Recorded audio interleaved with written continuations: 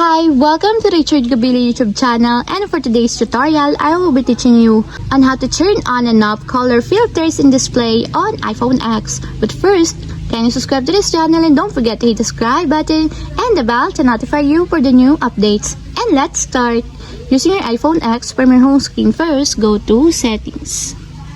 Then in the settings, scroll down and find the accessibility and then tap. Then in the accessibility, go to vision section and then tap the display and text size. Then in the display and text size, find the color filters, then tap. Then in this part in the color filters, as you will see, there's a switch button located on the side of it. Then all you have to do is just tap it to enable until it becomes green. And if you want to disable or turn off, just tap again the switch button, just like this. And take note, color filters can be used to differentiate colors by users who are colorblind and aid users who have difficulty reading text on the display.